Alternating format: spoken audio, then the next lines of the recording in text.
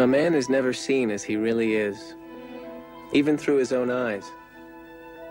At least that's what my father used to tell me. He himself was loved by many, yet surely despised by an equal number.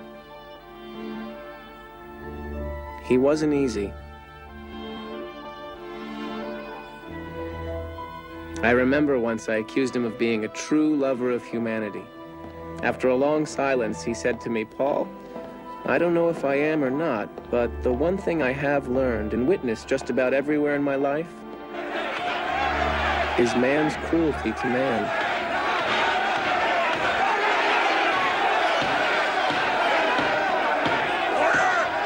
Order in the court! Order!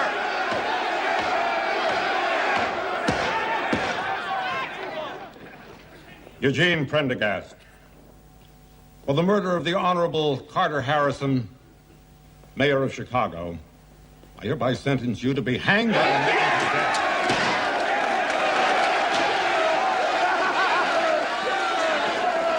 Captain Black! Captain Black! Mr. Darrow! Judge Lyman is ready for us downstairs, sir. Now. Now. I was taught no crime deserves hanging. What do you expect, Clarence? The man assassinated the mayor, an eye for an eye. Well, what I expect is a little mercy from this city. Wait! I'm fine, Master. Trash. Who do they think they are? You want a beating? Stop the railroad! Lousy strikers. Telling us how to run our business. They have no right. Look what they did to my suit. Just send him the bill, Moran. I'm sure the union would be happy to take care of it. Fred Matichek will never be able to walk again, support his family, or play with his children. I know you feel his pain as I do. We all do. When he became a railway switchman, Fred Matichek knew all too well the dangers of his job. Even I know these dangers, and I'm just a lawyer.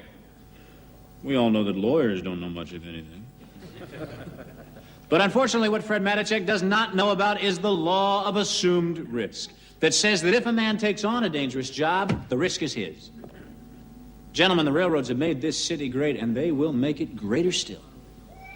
But not if they are forced to pay for the mistakes of men.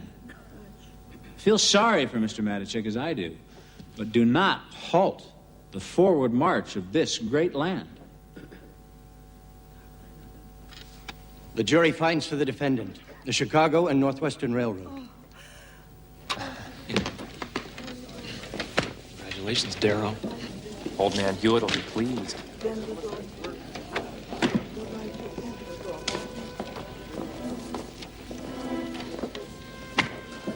He had come a long way from Ohio, that's for sure. We all had. I swear there must have been more people living on our block on Vincennes Avenue than in the whole town of Ashtabula. Hi, girls. Hey, shortstop. Hi, Papa. How are you? Hey. Hi, Brian. You winning? No. Well, don't worry, Paul. You know there's always another turn at bat. A boy could never be bored in Chicago, he would tell me. And I suppose it was true. 2 men on base, 2 men out.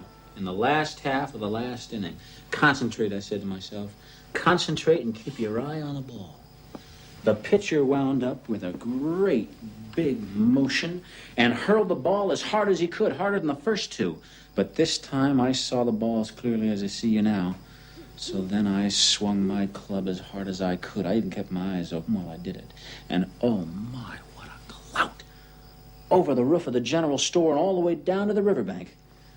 I ran around all the bases before anyone even got close to it. And when I reached the home base, I was mobbed by what seemed like the entire village. That was a feeling. That was a feeling.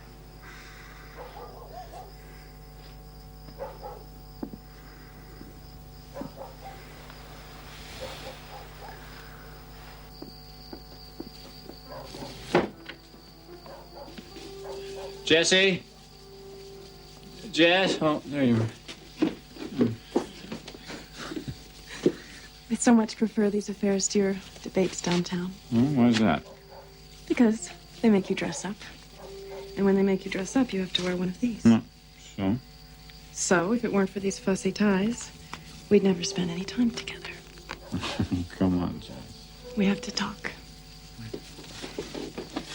Oh, that's perfect. Clarence, I want to have another child. What's wrong with the one we got? I mean it. It's getting too quiet around here. That kid is anything but quiet. How do you know? Jess, I've got to go. We'll talk about this later. Yes, well, I think the strike business George, is something is a very way to handle these creative. Yes, well, we need to break this strike. Well, he needs to be neutral. He's been hard. You're asking me to set a dangerous precedent here. I know, but Matacek worked for our company for a lot of years. Take the job, take the risk. I know, but still, I feel we owe him some compensation anyway. I don't think our stockholders would approve, do you? Hell with them, they can afford it. Well, no. They pay you a tidy sum, don't they? All right, Clarence, do what you think is best. But get him to sign a secrecy oath. This mustn't get around. Thank you, sir. I'm told you're taking time off to work on an appeal for that lunatic who killed the mayor. Tilting at windmills, are you? All right, you can take a week. But then I'll want you back here to help put down this strike before things get out of hand.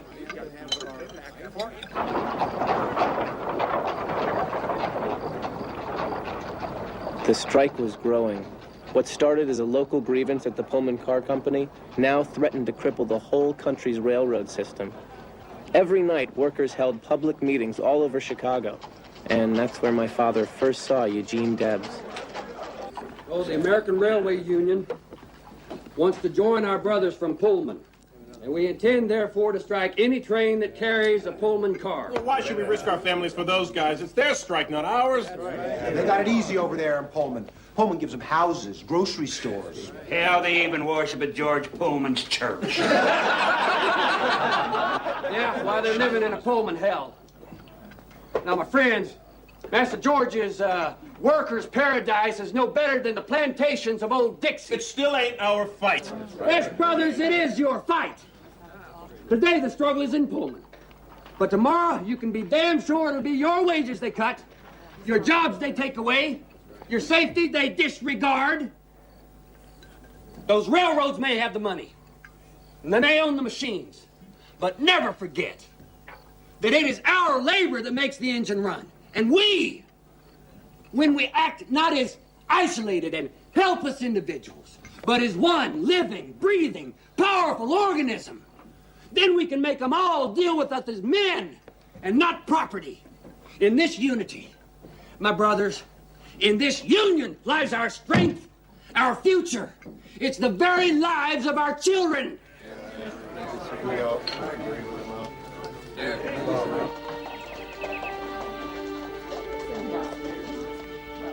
Hang him!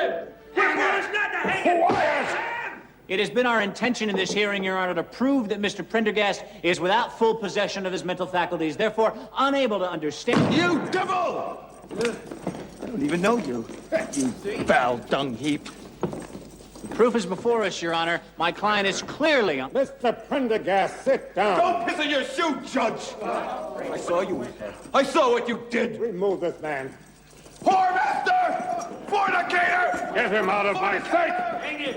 Fornicator! Your Honor, as you can plainly see, Mr. Prendergast's conditions support... What I can plainly see, this animal is still a menace to this community and an affront to the good Christian values of our fair city.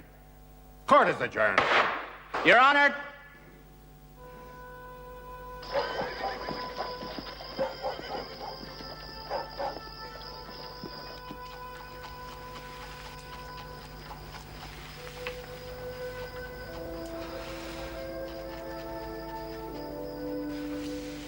Come to bed, it's late.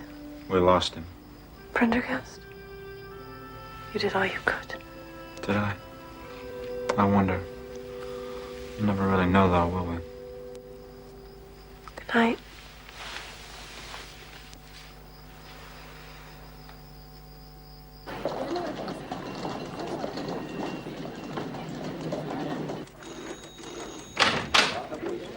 Clarence, good morning. Did you hear the news? We finally got their hanging. Oh, yes, I saw that. I'm sorry. But I meant the news about the strike. What news? We've sent in federal troops to break it. You can't be serious. Yeah, I'm serious. The management committee attached U.S. mail cars onto Pullman trains. Then they got the federal government to issue an injunction against the unions for blocking the transport of U.S. property. Ingenious, isn't it? Lousy strikers never had a chance. It was a massacre, Clarence. We sent in 4,000 troops. They arrested Eugene Debs. I think it's a good idea that you take a close look at these. Mr. Hewitt wants you with him at the next committee meeting. Morning.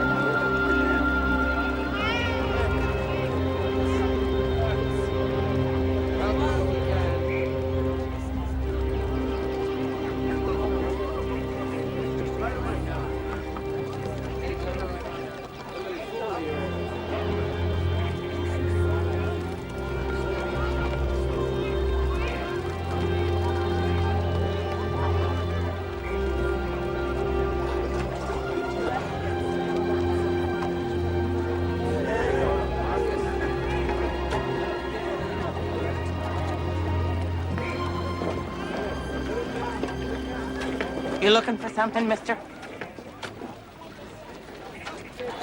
No, I just... Yeah?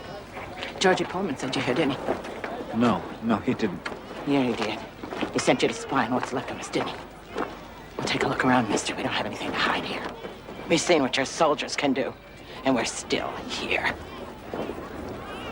You tell Georgie Pullman something for me. You tell him I'd rather die in the mud right here than serve as his slave one more day. You tell him for me, we're gonna beat his ass. You tell him that. You tell him Ida Doherty and Jane Debs are gonna beat his ass.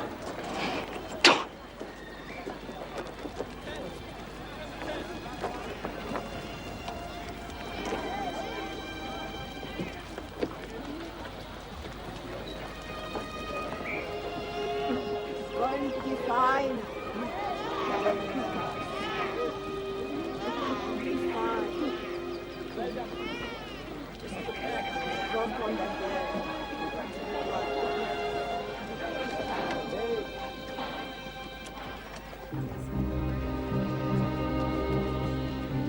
Marvin, I have appreciated my tenure here, and I've enjoyed working with you as a colleague and a friend, but I simply can no longer work here in good conscience. I have no choice.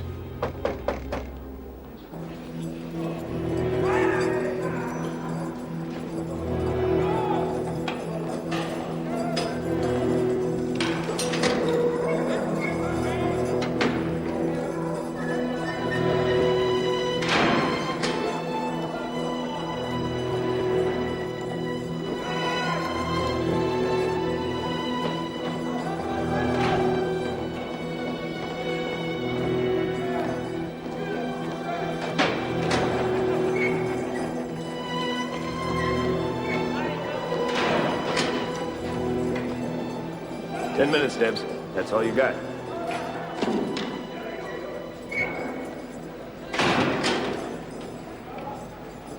Mr. Debs, my name is Clarence Darrow. I've heard of you, Mr. Darrow. You work for the railroads. So don't tell them you've come to make a deal. No, sir, I have no deal. And I no longer work for the railroad. Is that so, huh? I have come to offer my services in your defense. At a sizable cut in salary, I'd say. Sizable, yes. Yeah. I guess you couldn't afford it then. Mr. Debs, I'll be quite frank with you. I can't afford not to take this case. I've watched Chicago stretch and grow beyond all imagining. And I've watched the railroads grow with it. The city and the rails, they feed each other. And they have enormous appetites. Their bellies don't concern me, Mr. Darrow. I'm only interested in guts and those people out there. As the ones who work a long and honest day's work, and they still can't put food on the table. They're the ones who concern me. They're the ones who have guts. Not company lawyers, safely sheltered in their big houses.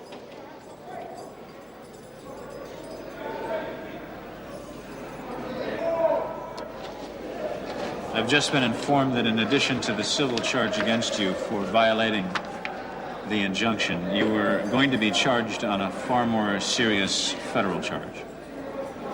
And what is that? Criminal conspiracy to obstruct the transport of the United States mails.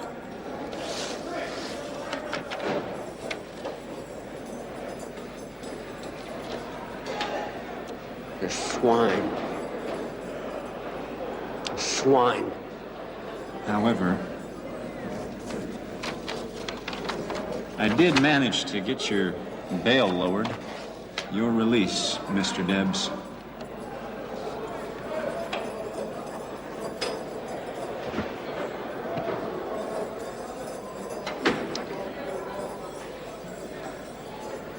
You can call me Gene, counselor. And what shall I call you? Anything but Clarence. We will not be intimidated, gentlemen. Authority is nothing more than what the rich and powerful, the George Pullmans of this world, can put over on the rest of us. Once the jury understands this, the case against my clients will wilt. Find out what you can. Who was there, how long they stayed, anything. May, you get down to the U.S. Attorney's office, you get your hands on the jury list. We'll need to know the opposition well, gentlemen, how they work and how they think. What are these for? Mr. Gregory wants you to look them over. Kindly return these to my illustrious co-counsel, Billy. Go on now. Mr. Gregory is the best damned attorney in all the Midwest, truly. But I will leave him to argue the points of law. Even so, we will lose on the points of law. Then what are we doing here? Coming up with another tack. There was indeed a conspiracy here, gentlemen, but not by the defendants. Mr. Debs and the American Railway Union met in public, out in the open, for all to see and hear. Whether you agree with them or not, they lawfully supported a lawful strike by workers who decided to lay down their tools rather than slave under the yoke of Mr. George Pullman. Your Honor! I demand that these hooligans be removed. I think that would be premature, though I caution the spectators. Continue, Mr. Darrow. Oh, yes, there is a conspiracy here, all right. And there are criminals in this case. They are here in this courtroom, but they're not sitting at that table. No. No. The conspiracy here was hatched and carried out by the members of the General Managers Association.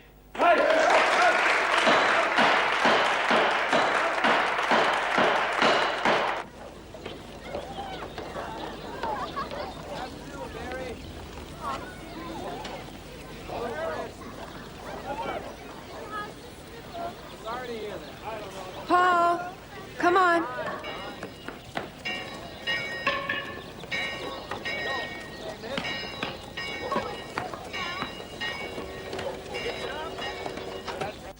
ACH, NID. It's arachnid. And that's the word they gave me. Boy, and when I got it right, I was spelling champ of the whole damn county. And you know what the prize was. Without question, a Bible.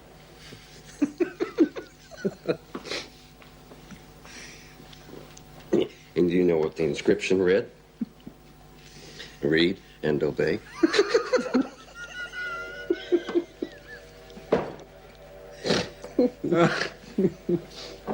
I still carry it with me wherever I go.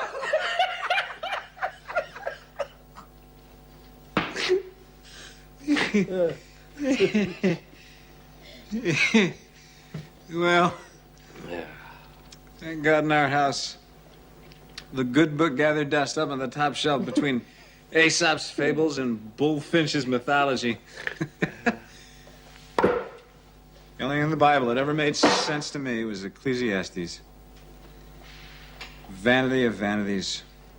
All is vanity and a striving after the wind. That's dark thoughts for a child.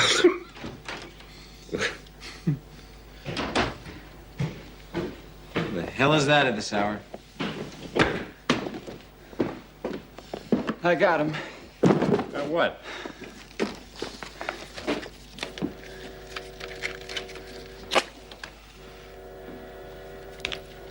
I won't ask where you got these.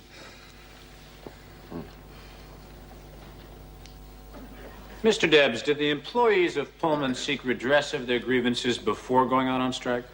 Yes, several times. But Mr. Pullman refused to meet with them. Can you tell us why the American Railway Union became involved in the affairs of the Pullman workers? We voted to go out on industry-wide strike in sympathy and solidarity with our oppressed brothers. An injury to one is the concern of all. Were any of your meetings held in secret? No, not a one. Thank you, Mr. Debs. Mr. Debs, did you or did you not meet together with your co-defendants and others to counsel a strike? We did. Is this not then, by definition of law, a conspiracy? Objection. Sustained. I have no further questions. Redirect, Your Honor. Proceed, Mr. Darrow. Mr. Debs, did you, as Mr. Milchrist states it, counsel to strike against the railroad companies? Yes, sir, we did. Did you counsel to strike to obstruct the United States mails? No, sir, we did not. Thank you, Mr. Debs. I have no further questions. The defense now calls Edward Lorber, president of the Atchison, Topeka, and Santa Fe Railroad. Do you swear to tell the truth, the whole truth, and nothing but the truth, so help you God? I do.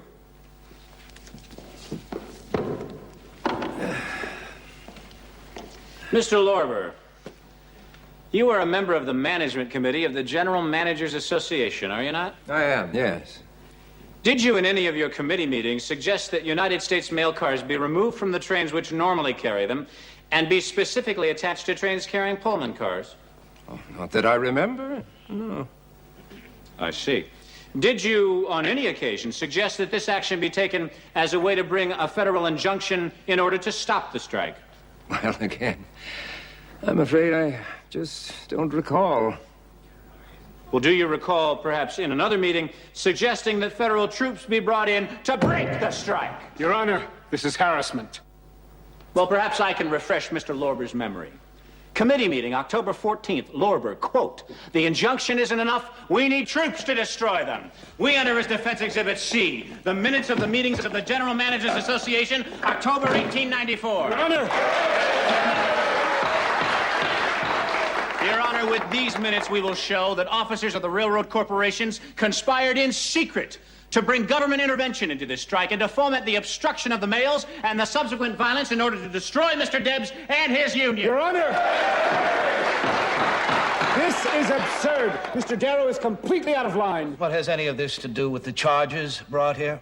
The defense will show that Mr. George Pullman and his cronies at the management committee have conspired to deny the workers of the American Railway Union their constitutional right to withhold their labor in the face of inhuman conditions. I have subpoenaed Mr. Pullman and wish to call him to the stand. Your Honor, it is Eugene Debs, not George Pullman, who is on trial here. Gentlemen, the hour is late. We'll pick up this matter at 10 a.m. I expect the both of you to have regained your composure by then. Court is adjourned.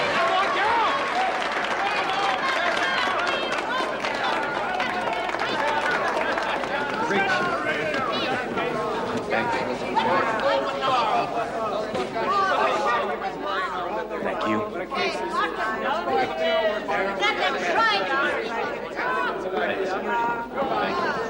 Way to go, Mr. Debs.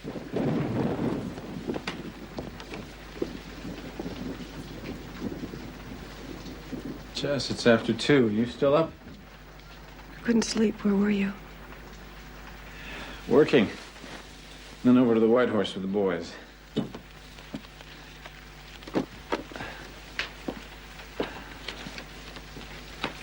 My goodness, you're drenched. I walked all the way home. I'm too excited. I think we got him, Jesse. We've got him. Who is we? Are you talking about me? Are you talking about Paul? This is not the life we chose, Clarence. This is the life you chose. You've married Sikago. Gene Debs and his people have become your family.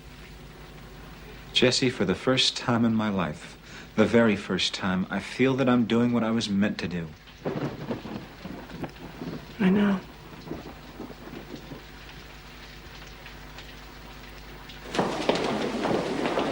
Something's wrong.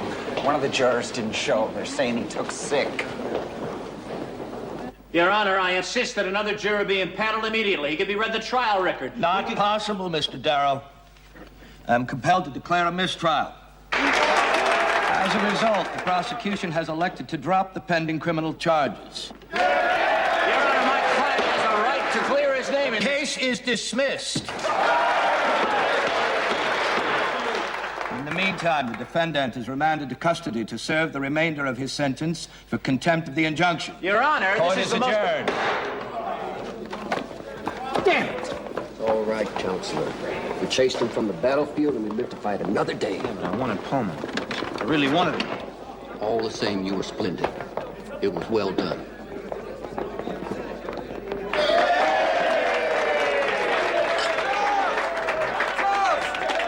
To the working man's best friend. Thank you, Jack. And after being with all of you, I can honestly say that I would rather be a friend of the working man than to be a working man.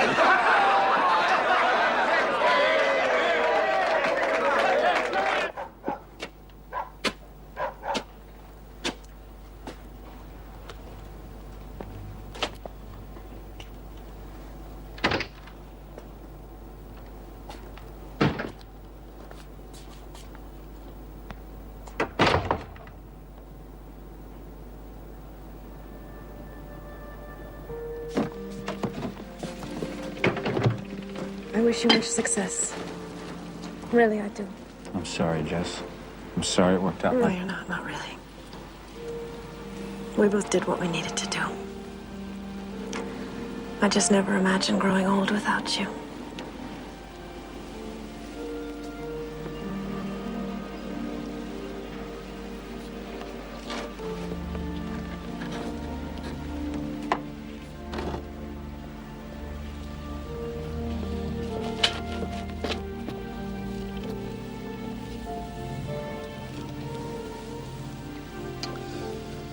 Here they play a pretty tough brand of baseball in Ohio.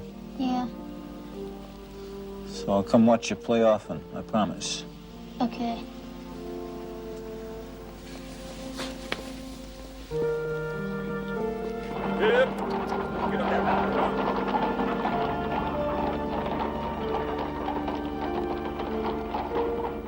He never did come out to Ohio, but he wrote to me every week for years.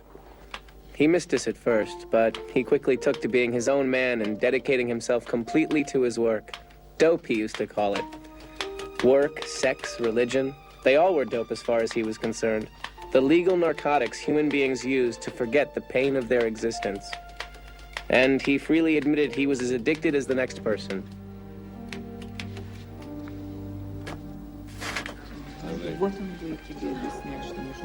His private practice flourished. When he wasn't off somewhere fighting the labor wars, he'd be home in Chicago, taking on the poor and indigents that no one else would. They called him the attorney for the damned. So when they started toward the house, Raymond got his gun. Did he warn them before he started firing, Mrs. Jackson? Yes, sir. He yelled and screamed and shot in the air. But it didn't do no good. They just kept a-coming. Until Raymond...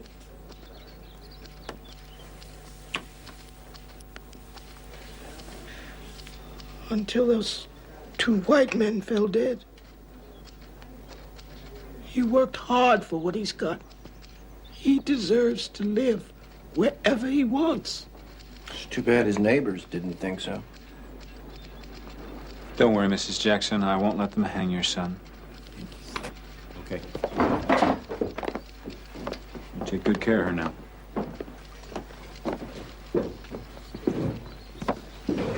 Not a good idea to give her so much hope, Darrow.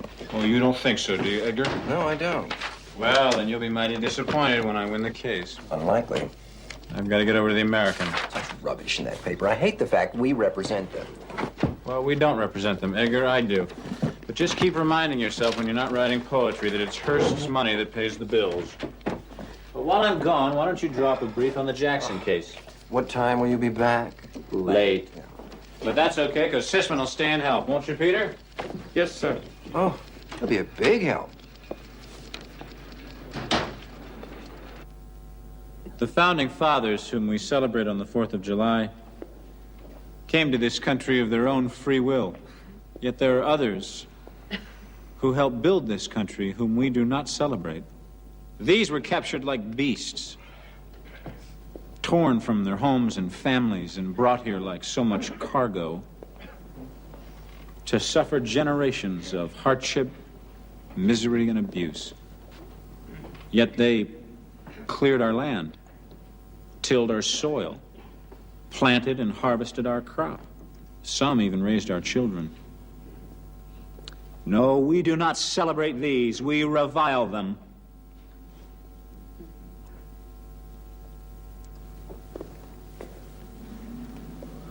Suppose you were a Negro.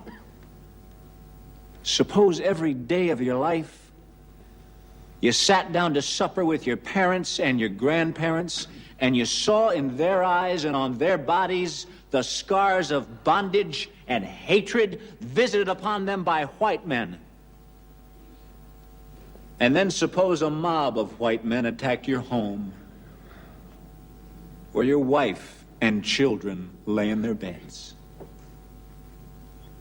What would you do? The law has made the Negro equal, but man has not. Gentlemen, you are here to exercise the law and leave aside your prejudice. Thank you, Mr. Darrow.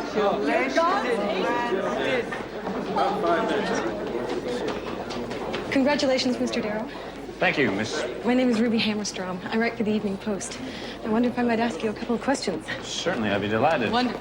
Perhaps there's a place nearby we can go? Yes, you were in the courtroom. You're really, really... Well, I appreciate it. Oh, my. I wasn't expecting this. Well, you want to make a run for it? I hope you don't mind. It's the American. Okay.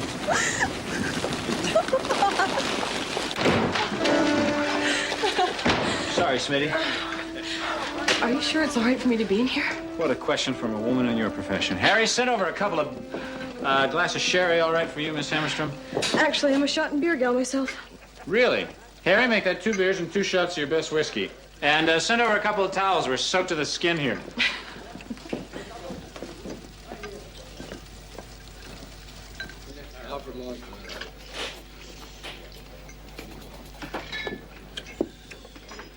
I couldn't have been more than 4 or 5. He'd hide the runaway slave in a secret compartment he'd built into his wagon, and then he'd sit me up next to him. We'd go along the next stop on the Underground Railroad. Nobody thought to stop us. I guess you come by your convictions honestly. Your father sounds like a good man. The village infidel, they used to call him. Whatever the town did, he went the other way. He just died last year. I'm sorry.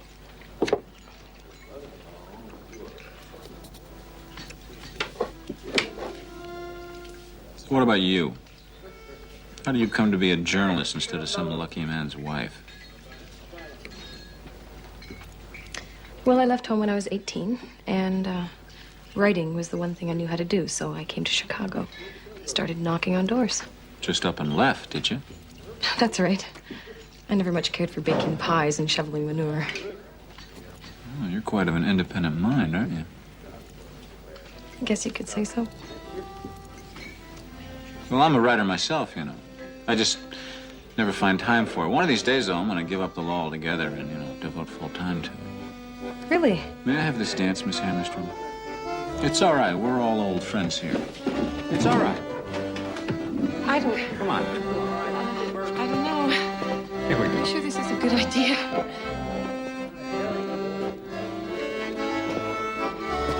I've heard that you're very courteous to the press, sir.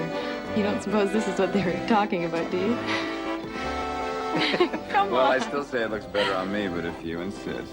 I'm afraid I must. Thank you. Well, Mr. Darrow, thank you for the interview and the dance. Not so formal. Drop the mister. Just call me Darrow. You don't like your first name? I think of it as a curse. Oh. All right, then. Darrow. How about dinner tomorrow night? No business, just pleasure. Mr. Darrow. I'm afraid that wouldn't be possible. You see, I'm engaged to be married. You're kidding. Well, you're just going to have to call that off. We've only just met. Come now. We both have reputations to uphold. Good night, sir. Miss Hammerstrom. Ruby, you should know that I'm a very persistent fellow. Good night, Mr. Darrow. Good night, Miss Hammerstrom.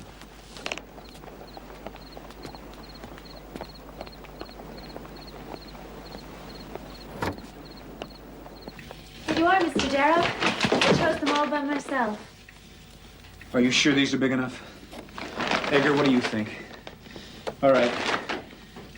My tickets. What do I do with my tickets? Right here, where you left them. Box seats. The opera? Third base, Edgar. Mr. Darrow, this wire came for you. My dear sir, as my heart belongs to another, I must respectfully decline. It's from John Mitchell. United Mine Workers. They finally got the mine owners to go to arbitration after 6 months on the strike. They want me to represent them. Where? Scranton, Pennsylvania. How long? I haven't said I'd do it yet. How long, Darrow? Probably 3 months. How much? Enough to get by. Lillian, get your pad. We're going to draft an answer right away. Sisman. Sir. Here's 2 tickets to the ball game. Take the afternoon off. On your way, bring these to Miss Hammerstrom. Tell her that I had an emergency, but I will see her at 5 o'clock. Edgar, help me draft a response, will you? My dear sir, as my heart belongs to another, I must respectfully decline. Edgar!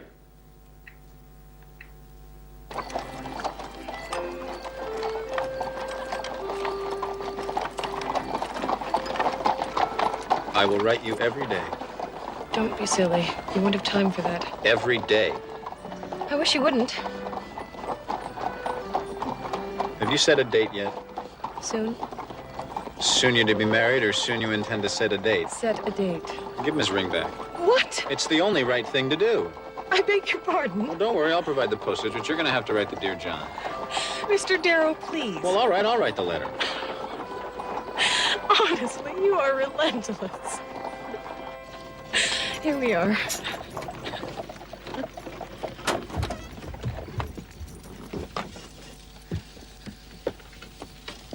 Ruby, I'm going to be gone for 3 months. Come with me. Impossible. You sure? I'm sure.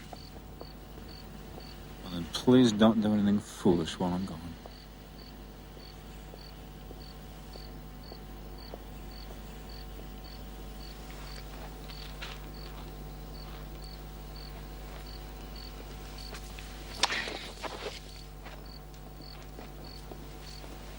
Good luck in Pennsylvania, Mr. Darrow.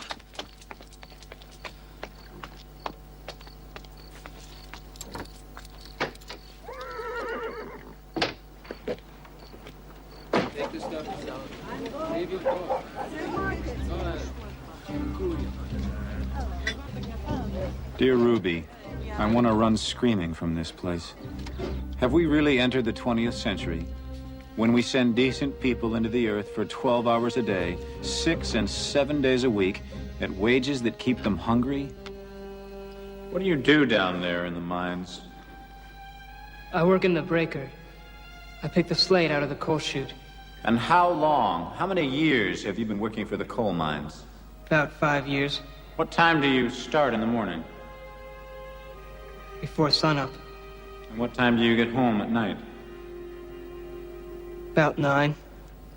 And how much do you get paid for this job? 40 cents a day. Only I don't get to keep it. Why is that? On account of when my daddy died in a cave-in, he still owed back rent. So they just take it out of my money. And how old are you, Henry? 14, sir. Yet the workers' demands are so simple and humane. A living wage, a livable work week, and recognition of a union to protect them. The rights and interests of the laboring man are best looked after not by agitators, socialists, and unionists, but by the Christian men to whom God, in his infinite wisdom, has given the control of the property interests of this country. These men don't suffer. Hell, half of them don't even speak English. The whole country is taking notice of what we're doing here. I've never seen so many reporters in one place. None of them as pretty and smart as you, of course. I miss you terribly. Call it fate or kismet, but I know that we two must be destined for a life together. Love, Dee. Dear Dee, there is a groundswell of excitement here among working people, even from this distance. I wish I were there. Gentlemen, what are these workers really asking for? A better, fuller life. Time for a breath of life, for a chance to develop the best within themselves. Behind the black hands and black faces of these men who toil in the bowels of the earth are hearts, minds, and intellects as true as in any man who has ever lived. Certainly as true as those who have grown rich and comfortable from their labor. Gentlemen, if you can understand this, then you can seize this historic opportunity to bring harmony and prosperity to this great valley, which should be blessed, but to now has been cursed.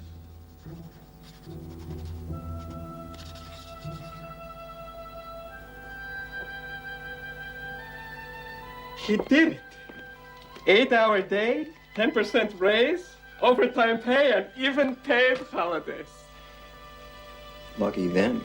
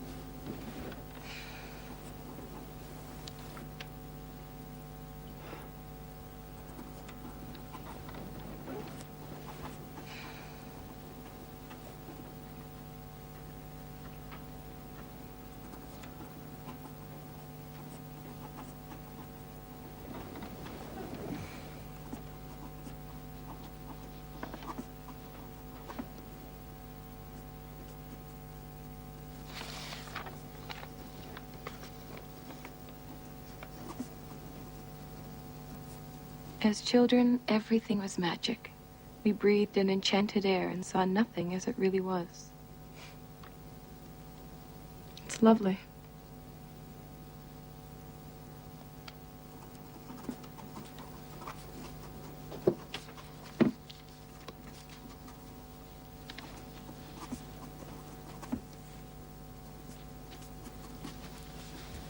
Come back to bed, Mr. Darrow. We can read it tomorrow. You promise, Mrs. Darrow? I promise.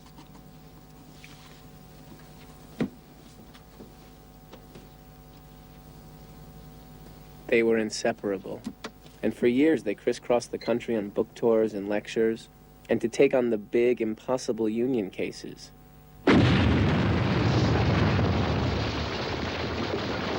And the more he won, the more he seemed invincible.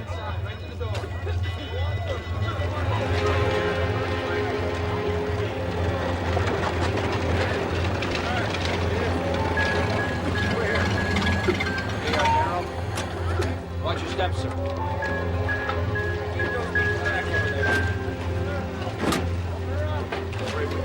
Easy. Easy. Make all the funeral arrangements. Take care of all of the widows and children. Goddamn union scum! They're cowardly leeches on the labors of honest men. I promise you one thing. Whoever's responsible for this will hang. It's a classic frame-up, I'm telling you. It's Otis, who runs the papers out there. He's so crazy about the unions moving in, he blows up his own plant. And then he pins it on a couple of union organizers out of Indiana, McNamara brothers. And he's looking for a hanging. Figuring on wiping us out. And we're winning. We practically got a socialist elected as mayor out there. We beat this and he'll be a shoe-in, and Los Angeles will be ours. Boys, I'm exhausted. I promised Ruby we'd stay home for a while. The whole country is watching this one, Darrow.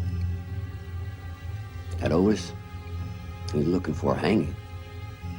Every union man in this country is chipping in his quarters. You were the one they want. You're the only one.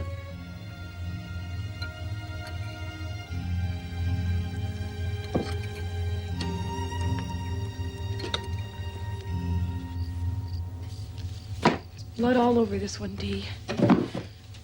Every time it just gets a little uglier, a little more violent. You said so yourself. You promised me you'd leave it alone. I'm going to hold you to it. These are our people, Ruby. We're galvanized around this case. The future of this country's in California. And you need to be there. Yes. And you think no one else can do it but you.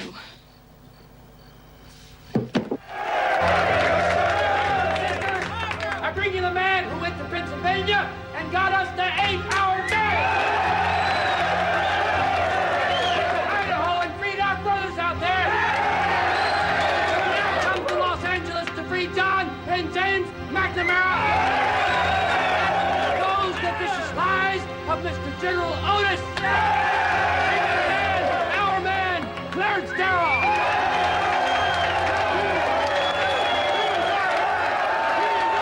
So the ends justify the means, Mr. Darrow. You've said so yourself. And if it takes violence to loosen the capitalist grip, then violence it is. But we're not about killing working men. Well, how is it that they picked you out, John? Otis has had his eye on us since we started organizing out here last year. He's absolutely rabid about unions. He's a crazy man. The way he rides around with that stupid gun in his car, shooting nails into strikers. He ain't no chin. He just calls himself that. Get over here, McMonagall, you little scum! You get away from me! I ain't take up, Jimmy! You're gonna burn in hell, Jimmy! Down. So that's Ordy McManigal, the one they arrested with you but didn't charge. Ordy used to work in the office with us part-time. Word on the floor is he's making a lot of trips upstairs. They're saying he's been telling the DA he was with us when we planted the dynamite. The lying bastard. I used to trust Ordy, Mr. Darrow. I really did. It must have scared him. Or paid him off pretty good. This isn't going to be pretty, gentlemen. They want your necks. Prepare for a long struggle.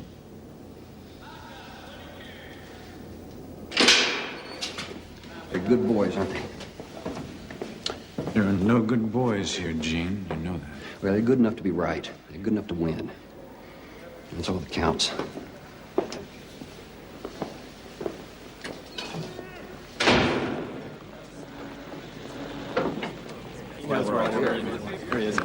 What do you think, Mr. Darrow? Can you get him off? I didn't come all this way for a hanging. Can you tell us about your strategy? To win. Do you think you have the resources to match Mr. Otis? Gentlemen, every member of every union in this country has pledged a quarter for these boys. Think of it. 3 million men, women, and children have taken food from their tables for this common cause. Mr. Darrow, I trust you'll be able to adjust to Los Angeles. Unlike Chicago, this is a real law and order town. Well, whose law and whose order are we talking about, General? I'm aware of your reputation, Mr. Darrow, and I caution you. Anyone who espouses criminal causes as you do is a criminal in my book and will be treated accordingly. I've been threatened before, General. From you, it's particularly flattering. Prepare for war, Mr. Darrow.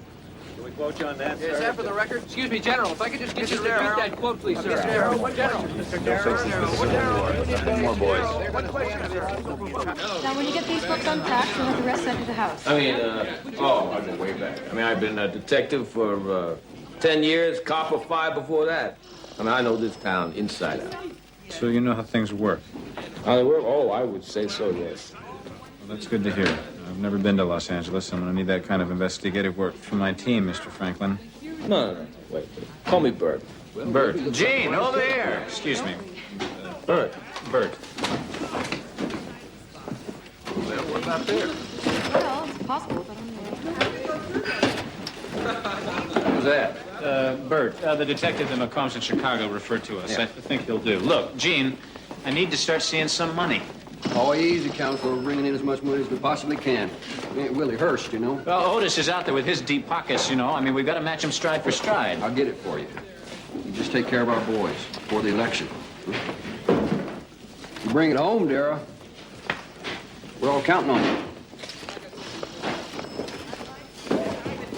And get a hold of the jury list. Investigate every man on it. Go to their homes dressed up as a Bible salesman or tell them that your automobile broke down, but get inside their homes. Look around. See what kind of money they've got. See what kind of books they've got on their shelves. You can tell a lot about a man by what he reads. I want to know who's friend and who's foe. It's going to cost, Mr. Darrow. Whatever it takes, Bert.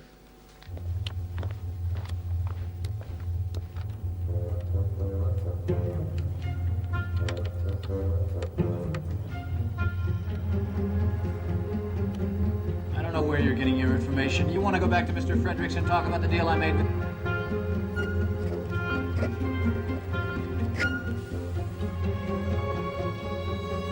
It was James who was with you, right?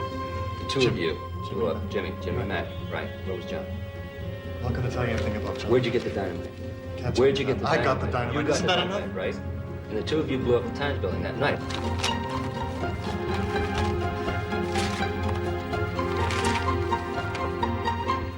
Jim.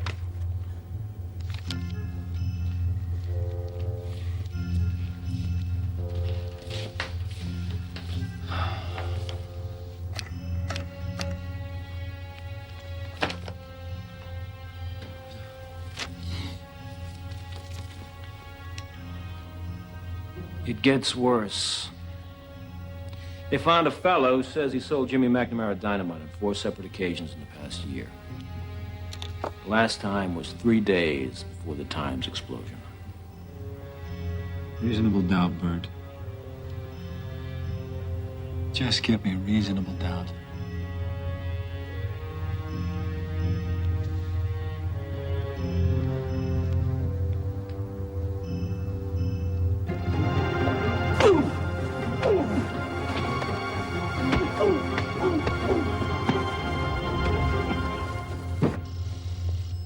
You remember Earl Rogers, don't you? And this is Orty McManigal, a colleague of your client. I know who he is. Tell Mr. Darrow what you told us, Orty. Come on, Orty. I work for Jimmy McNamara. I've done his dynamite, $200 a pop. We've done the Times together. What is this, Fredericks? I bet you got more than $200 for this little story, didn't you, Orty? No, sir, this ain't no lie. Federal agents removed these from John McNamara's safe at the Union office in Indiana. Federal agents.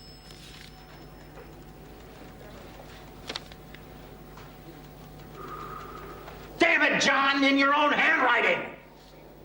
The whole plan just written out. Invoices for explosives. Names, places, dates. Forgeries. Oh, come on, man. It was all found in your own safe. Signed, sealed, and virtually delivered by you. As sure as I'm standing here, they've got all they need to hang you both.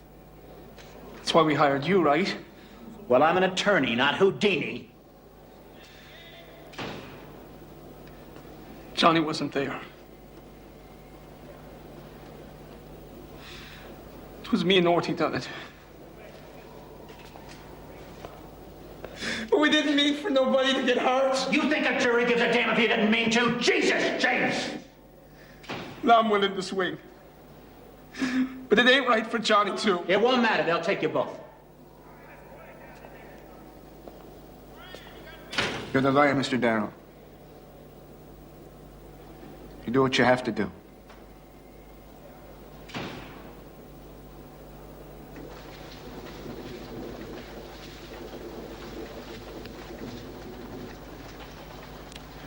You were right, Rube. What's happened? Just gets tighter and tighter like a noose around our necks. Dee? The damn fools did it. There's blood on their hands, and nothing I say will wash it away. Oh, my God. They killed all those people. Have you talked to Debs? Who else knows? Oh, I know what Debs would want. I know what they all would want. Go ahead, go through with it. So what if they hang? We'll just get ourselves 2 more martyrs for the cause. Before we met, I watched a client of mine, a crazy man named Prendergast, go to the gallows. Well, never again. Never again. They'll crucify us, Dee.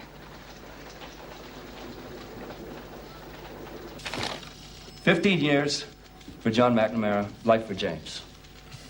Gentlemen, here's what I'm willing to consider. 10 to 20 years for James and set John free. This isn't a negotiation. Take it or leave it.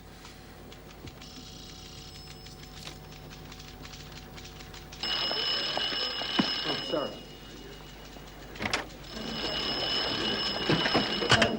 Darrow here. If you want to keep Bert Franklin out of jail, you'd better get down to 3rd and Los Angeles Street. Who's this? Now.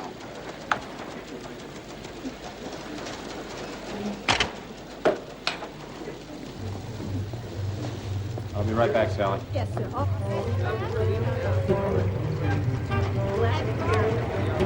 How you doing? Can you tell me where the Wilmington Hotel is, lady? You work 2 blocks down there.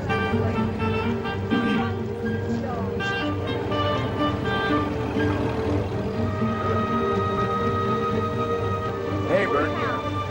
Good to see you. Yeah, I thought I'd know. Bert! Send you off in good style. Here we go. Bert! What is this? You're under arrest for attempted bribery. What? I'm sorry, there's some misunderstanding. I can't...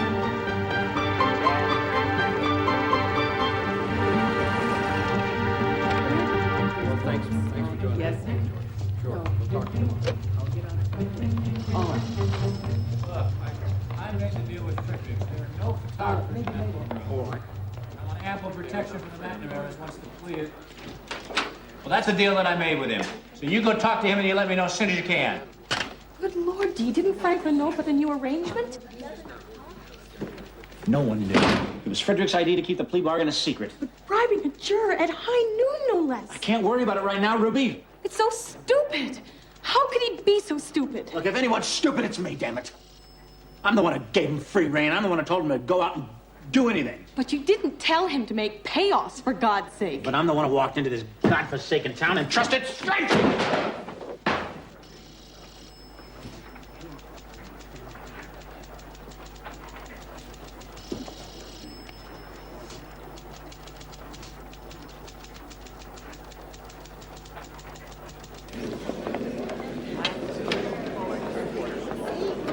Right there, sir. Here?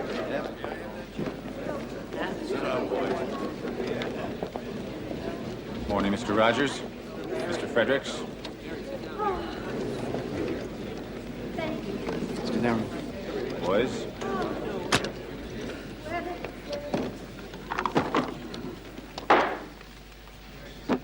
Mr. Fredericks, are you prepared to make your opening statement?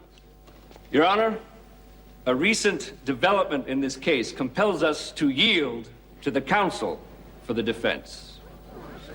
Your Honor, the defense wishes to withdraw its plea of not guilty and enter a plea of guilty. Charges against James B. and John J. McNamara. This court is adjourned. The sentencing will be passed at a later date.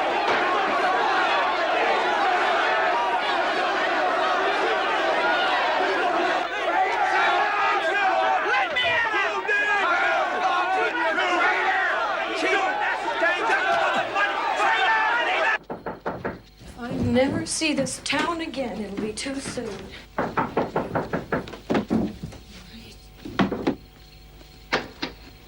Mrs. Darrow, can we see your husband, please? Who is it, Rube? Clarence Darrow? Yes. I have a warrant here for your arrest. Keep them away. You won't be needing those. Clarence Seward Darrow, you are charged with willfully and feloniously instructing your employee, Bert Franklin, to bribe on your behalf George N. Lockwood, a juror under consideration for California versus McNamara. How do you plead? Not guilty.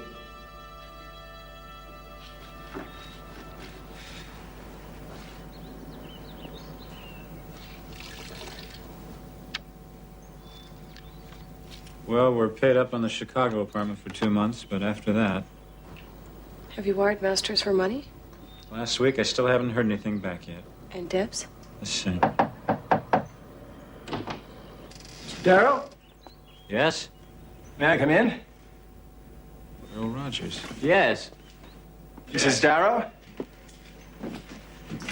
Sir, I've come to offer you my services as your attorney. Otis will stop at nothing, will he? Does he think we're fools sending you here? Mrs. Darrow, I aided the prosecution because I lost a very dear friend in the Times explosion.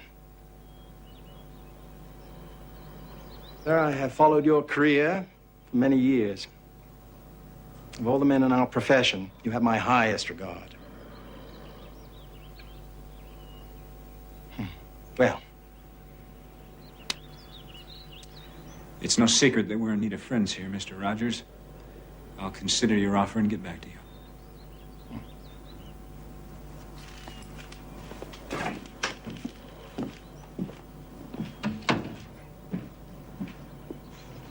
I don't trust that dandy one bit. He's one of the best around. Didn't you smell the alcohol on him? I don't care if he drinks gasoline so long as he drives us back to Chicago.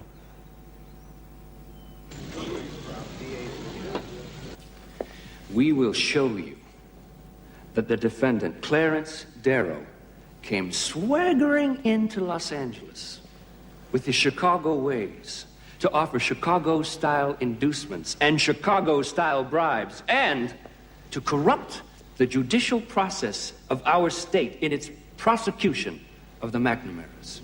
We will show you that this man, who has made a good and successful living at the bar, flagrantly and maliciously broke the law for his own gain. No man has sullied the honor of his profession or despised the foundation of our judicial system more than this man, Clarence Darrow. Mr. Darrow, is it true you bribed jurors back in Chicago? Is Lockwood the only one, or were there others? Did you try to buy our Horty McManigal, too? Mr. Darrow! You gonna answer Can you look the American public in the eye? Mr. Darrow, waiting for your answer. Do you want me to write the way you counsel? After Bert offered me the money, I went to the DA and told him what was afoot. He had me set up the payoff. As Bert handed me the money, a man appeared across the street. Bert said, "It's the big man. What's he doing here?" What did he mean by the big man? He was referring to his boss, the man who wanted the fix. Is that man in the courtroom today? Yes. That's him. I'm the one they wanted from the beginning. Well, the McNamara's, they wanted me from the start. That's why they sent me that liar Franklin. Don't worry about Franklin. I'll take care of him in cross. No. A simple cross won't do. Now, we gotta put Otis up there on that stand and tear him apart. Would you calm down? I know exactly what I'm doing. Oh? Well, maybe I better handle this one myself. I'd hate to think that you were protecting your old boss. My advice to you is that you get a hold of yourself. You look guilty in that courtroom, and you're behaving like a lunatic here. That's quite enough, Mr. Rogers. I will handle Franklin in my own fashion. It's what you pay me for. If you ever get around to paying me. Good evening. Arrogance of that man. Oh, never mind, Dee. I'm sure he'll do fine. Did we get a check from Edgar?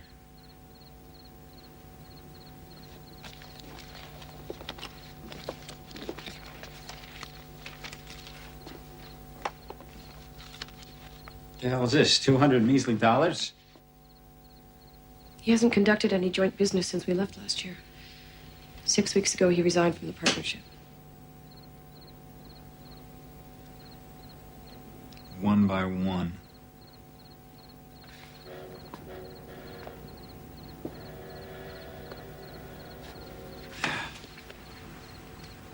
Anything from Debs?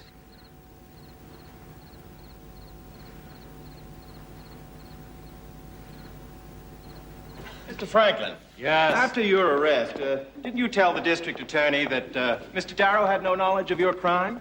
Yes, first I did, yes. Well, why'd you change your mind, Bert? Because he offered you a deal? No, it's because I wanted to protect Mr. Darrow, because I felt loyal to him. Because, even though I knew what I was doing was wrong. The district attorney told you he didn't want you, didn't he? I mean, we want Darrow. Isn't that what he said? Well, he told me to tell him if Darrow was involved, yes. But you said he wasn't involved. At first I did, yes. That was a lie? Well, yes. Then you said he was in it. At first I did, yes. And that was a lie, too? No. Yes. But how do we know you're not lying now, Bert? Oh, because the fact is, they told you they wanted to get Darrow. And you lied for them, didn't you, Bert? That'll be all, Mr. Franklin. Hey, wait a minute. He's going to be up at Stanford Law. Is there anything from Debs? No. That just about sums up your whole philosophy, doesn't it? Those who commit crimes such as jury bribery are no worse than those who don't. Objection. What Mr. Darrow wrote prior to this trial is irrelevant and immaterial. Let the prosecution stick to the facts. Moral of fiber this or case. lack thereof is what this trial is all about.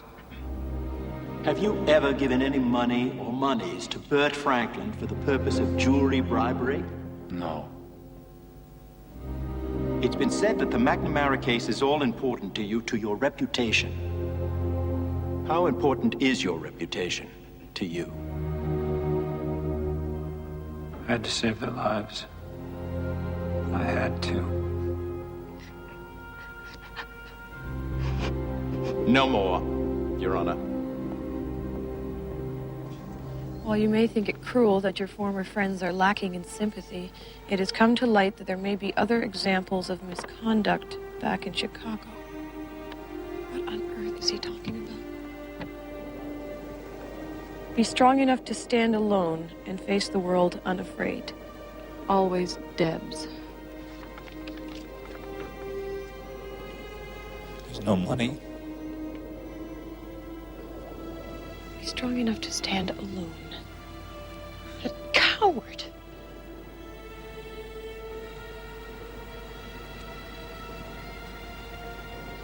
Well, I guess that's all of them then. Dee, they'll send you away. Don't you see that? I'm guilty, Rue. Stop. I'm guilty as hell.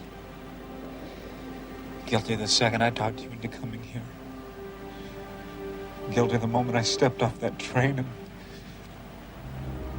and saw all those cheering faces. I betrayed them, I betrayed you. The only person you betrayed is yourself, Dee. Here and now. I somehow thought I was apart from it, that I was above it. That I was somehow destined to prevail no matter what. But I'm no less cruel. I'm no less guilty.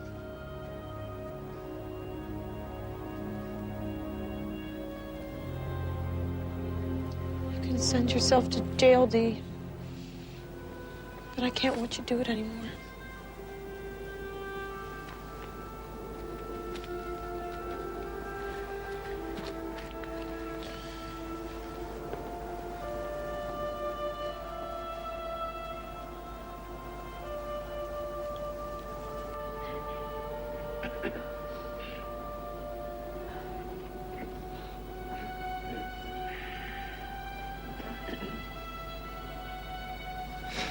Mr. Rogers, is the defense prepared to make its closing argument? We are, Your Honor.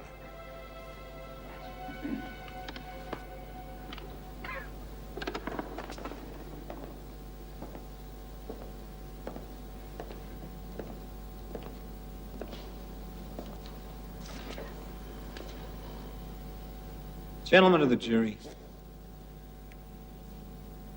what am I on trial for? Is it because I sought to bribe a man named Lockwood? If you 12 men believe that after all my 35 years' experience, I would offer a $4,000 bribe to a juror while negotiating to avoid a jury trial, then by all means lock me up.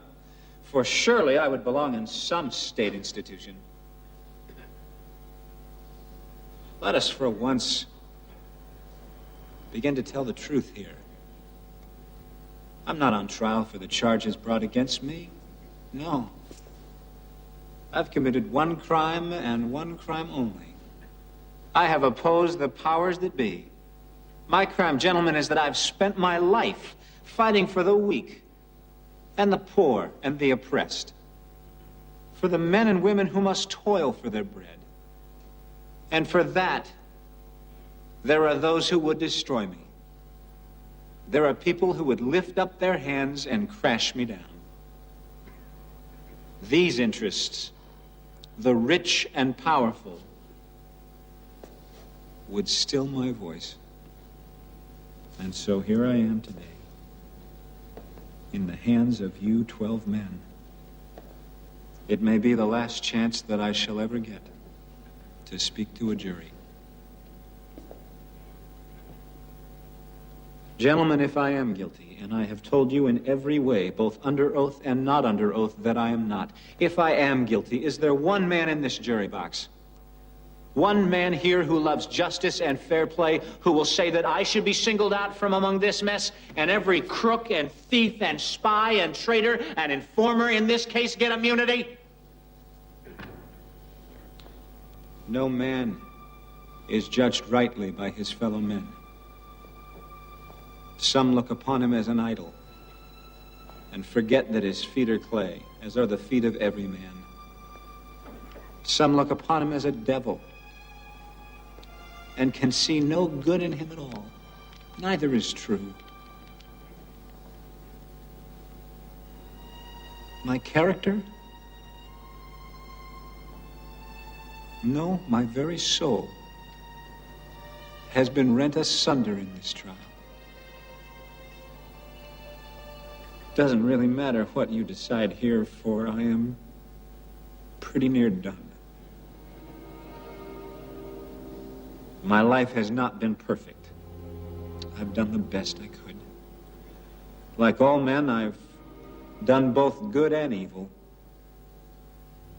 I can only hope that when the last reckoning is made, the good will overshadow the evil. And if it does, then I have done well.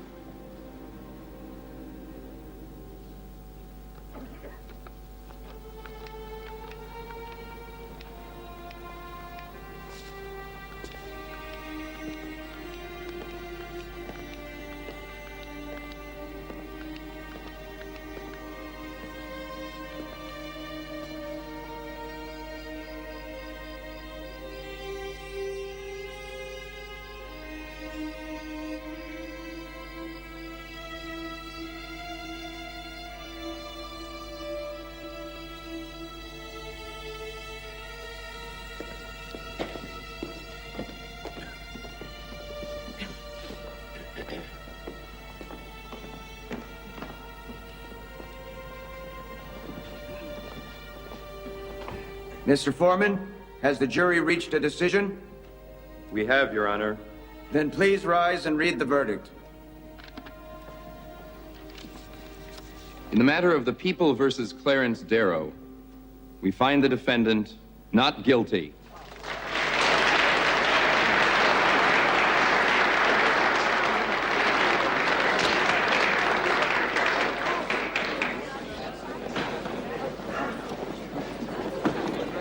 Not bad, Darrow. Congratulations, sir. A tremendous Thank you. Good luck, Mr. Darrow. Congratulations, sir. A tremendous victory? I can't imagine he ever thought of it that way. I think 2 years in hell may have been more accurate. They never again set foot in California. By the time they got back to Chicago, he was broke with no prospects.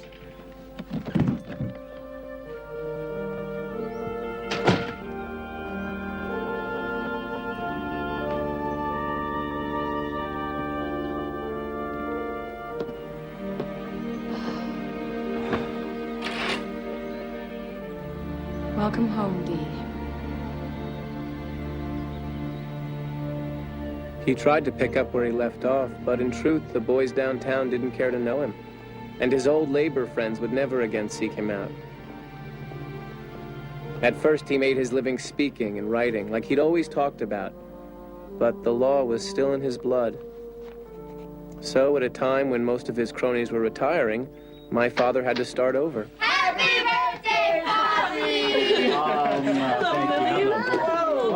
Present went down. Is that for Grandpa? Hello, Mary. Oh, do I get a kiss? Do I get a kiss? Hey, Paul. Good to see you. Hey. Is everyone asleep? Everyone except Mary. She won't stop talking about her poppy. So I guess things are starting to pick up. The body's still warm. People still have a perverse need to pay someone to hear things they don't want to hear. It's good to see you, Paul. It's been too long. I wish you'd let us come out to California. I know. Your letters meant a great deal to Ruby and me, but I just wasn't up to having company. Listen, Dad, Lillian and I have been talking, and we'd like to invite you out to Colorado, you and Ruby. Paul, this is no time for me to take up skiing. No, I mean to live. You'd have the family around, and we're getting along well enough to help And you. what would I do out there? Go into real estate? No. Paul, thanks for the thought, but I'll rest when they bury me. I've still got things to do in this life. And one of them is finish this puzzle. I guess I underestimated him. I don't know if I could have stayed in the game the way he did. He once explained it to me this way.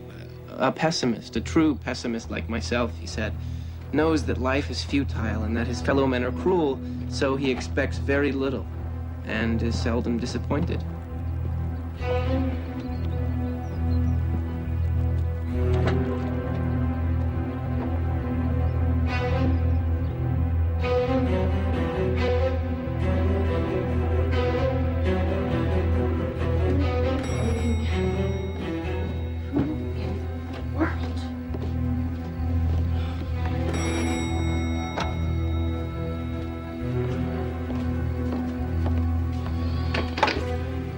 Are you Mrs. Darrow? Yes, that's right. Have you any idea what time it is? Yes, I do. I'm sorry to disturb you, but I must see your husband. Well, he's in bed asleep. You can see him tomorrow morning. Mrs. Darrow, I cannot wait until tomorrow. My name is Jacob Loeb.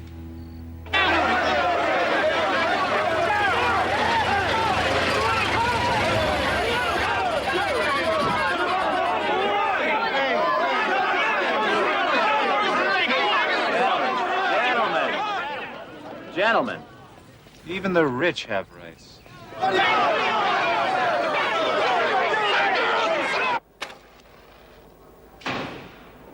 Well, boys, you've got the whole city and half of America calling for your heads. Well, we want to do something that people would remember forever. The perfect crime. It was supposed to be perfect. Eh? It was your glasses they found in the Colbert. Yeah, well, if you hadn't kept hanging around the investigation like some hotshot reporter... Boys, please. Mr. Darrow is taking his valuable time. Isn't that what we pay him for, Uncle Jacob? Well, I haven't at all consented to take this case, Richard. Well, I hope you do, Mr. Darrow. You boys say that you had this murder planned for a long time, is that right? Well, yes, and no. It was gonna be like surgery. Better than Jack the Ripper. It was supposed to be a girl. It was his idea for it to be a boy.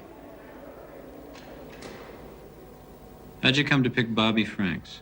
He was my cousin. It was easy to get him in the car. Babe hit the gas. Babe? Babe is my nickname. Babe hit the gas, and I bashed him with the chisel. Maybe I was driving, and Babe... I forget. So he was already dead when you called his parents for the ransom? That's right. So kidnapping was part of the plan all along. Kidnapping and then murder. Not necessarily in that order. Richard. Well, boys, between the evidence and your confessions, I'd say the state's attorney's got 2 good chances to hang you. Once for murder, and if that doesn't work, he'll go after you for the kidnapping. And I'd say he's got 2 damn good cases.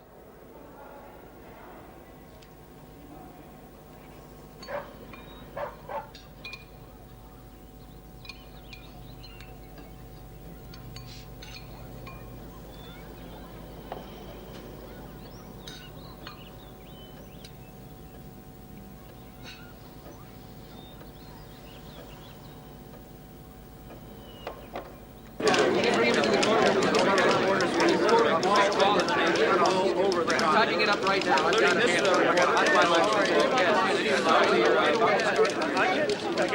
Bill, I need to copy this. Can I copy this right now? Right away. Thank you.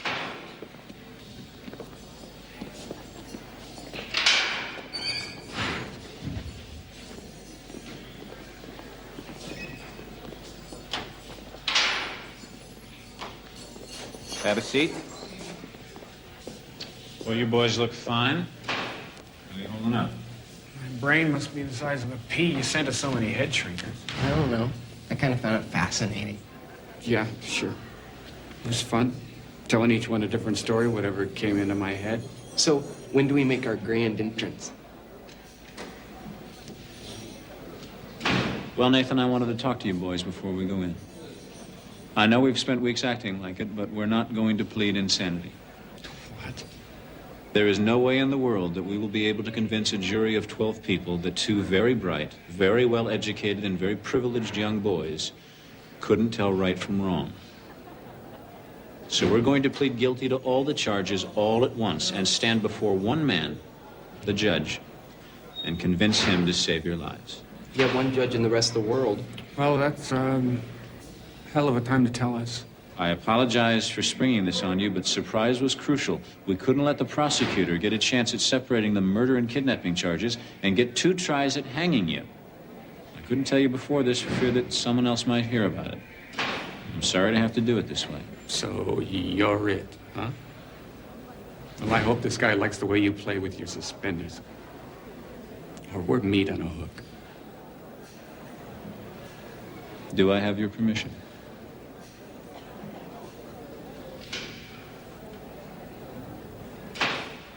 Therefore, Your Honor, we bring our case before you and you alone, and put their fate in none but your hands. We will offer our testimony and evidence not to determine their innocence, but for mitigation of punishment.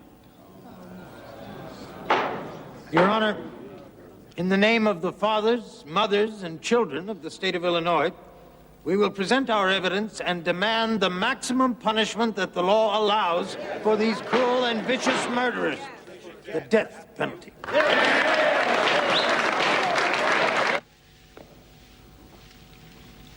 Mrs. Franks, these clothes were discovered in the car rented by Richard Loeb and Nathan Leopold. Are they familiar to you? Bobby's. They were Bobby's.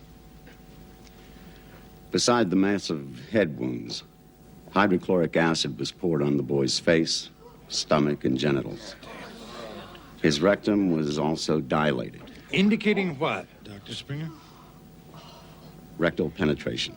Your witness. Dr. Springer, does this last finding necessarily indicate sexual molestation? No, sir. Was there any evidence of sexual molestation? No, sir. Thank you, Doctor.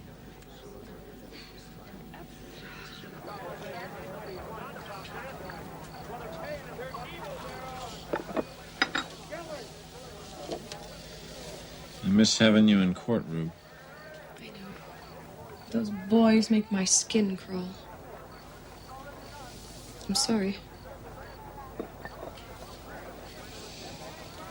How much longer will you be at this? Until I can figure out what all these psychiatrists are talking about, which could take years. Don't wait up. All right. Oh, I wish the police would chase them away. Not me. They give me inspiration. Dickie's parents were cold.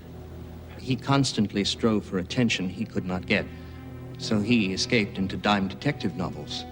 Over time, he evolved a fantasy of committing the perfect crime. What did you find in your analysis of Nathan Leopold, Dr. White? Babe is an extremely gifted young man, but two crucial events occurred when he was 9 years old. His mother, to whom he was especially close, died. And then his father gave him over to the care of a nanny who had him play games with her of a sexual nature. She made him a kind of slave.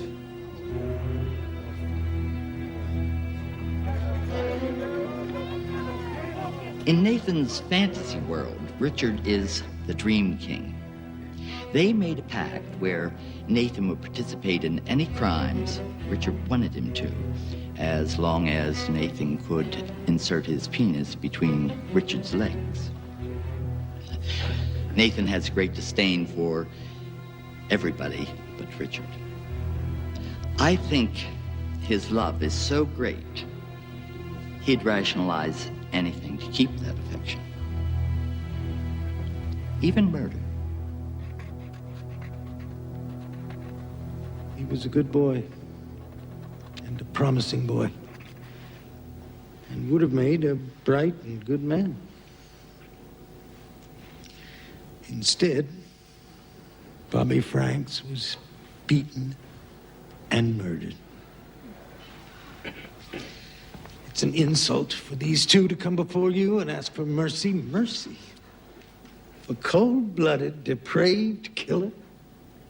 I don't care about their mitigating circumstances, their nannies, and their fantasies. I care about my own life and the life of this society. Yes, let's be merciful to ourselves. Let us send a clear and certain message to any others who might be tempted to vent their evil upon us and upon our children. Hang them, Your Honor. Be as merciful to them as they were to Bobby Franks.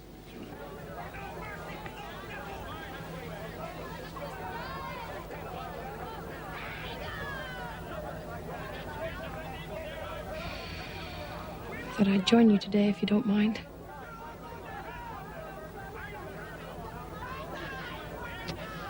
It's pretty rough out there today, Rube. I don't know. So I'm coming, Dee.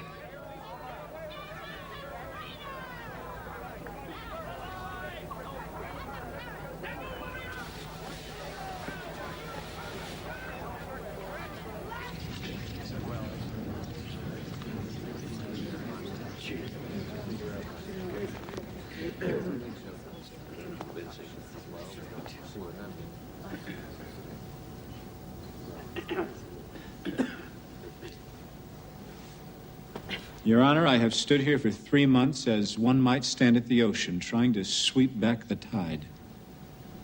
I have heard in the last few weeks nothing but a cry for blood. I never saw such enthusiasm for the death penalty as I've seen here. It's been discussed as a holiday, like a day at the races.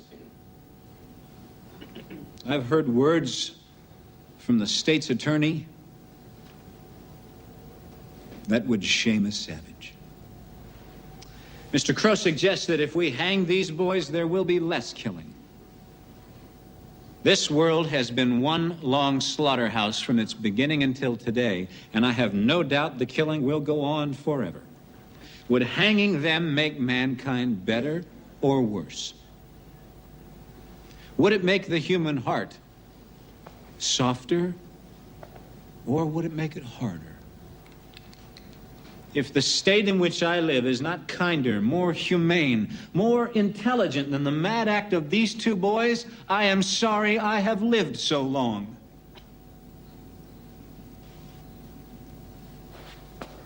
Why did they kill? Why did they kill Bobby Franks? Not for money, not for spite, not for hate. They killed him as they might kill a spider or a fly. For the experience. They killed him because they were made that way.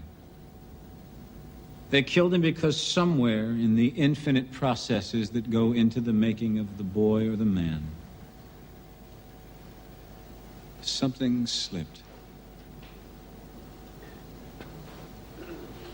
Your Honor, I know that every atom in all the universe is bound together. I know that every influence, conscious and unconscious, acts and reacts on every living organism, and that no one can fix the blame. I do not know what made these boys do what they did, but I do know there is a reason for it. Why did they kill? We might also ask, why am I here defending them? Perhaps it's because of all the lives I have touched, and have touched me, that have formed my fate, and brought me here to my destiny. All of these factors out of my control. You can't fight it, I know. Neither can Richard and Nathan.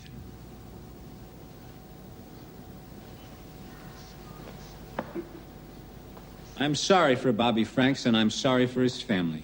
Mr. Crow suggests he would have been a man of promise. I do not know. Sometimes a boy of great promise is cut off in his youth. Sometimes he dies and is placed in a culvert. Sometimes a boy of great promise stands on a scaffold and is hanged by the neck until dead.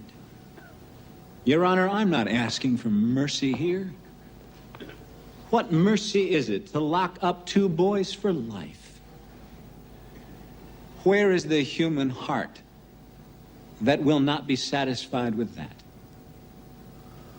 If to hang these two boys would bring Bobby Franks back to life, I would say let them hang.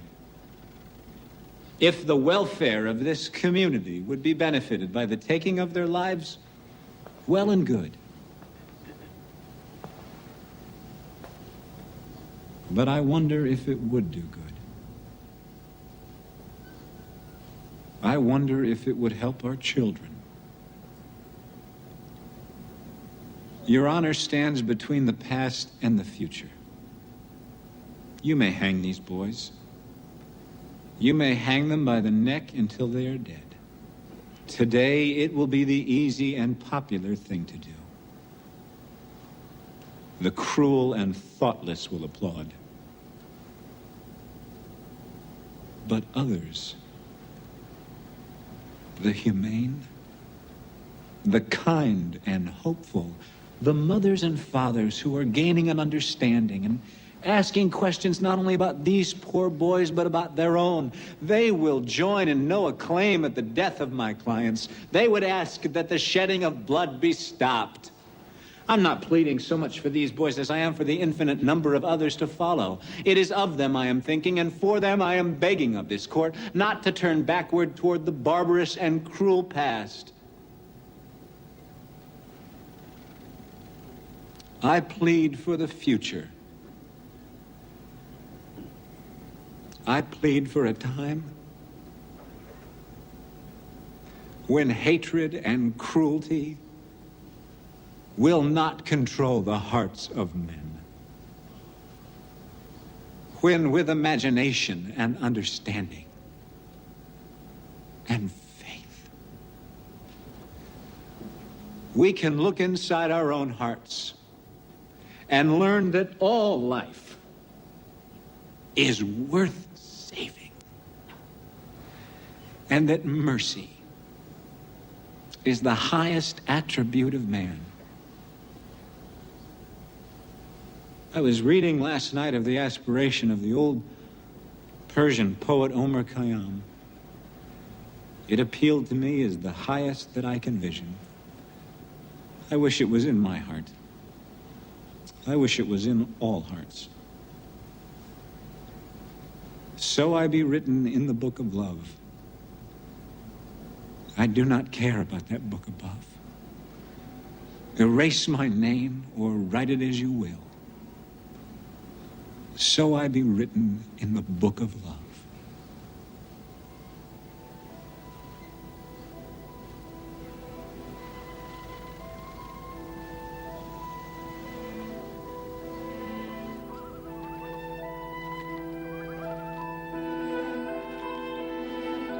Richard Loeb and Nathan Leopold were sentenced to life in prison. The next summer, Father and Ruby went to Dayton, Tennessee for the Scopes Monkey trial, the performance most everybody remembers him for. He took his agnosticism into the heart of the Bible Belt and made the case for teaching evolution in the schools. They didn't much care for him down there. One night, not long before he died, we got into a debate about God and the afterlife, and to settle it, he made this funny bet. He said that if there were life after death, he would come down to this very place on the anniversary of his death and apologize for his lack of faith. It's been 10 years now and still no sign of him. Not that I would ever expect him to show. Even if he could, he'd never admit he was wrong.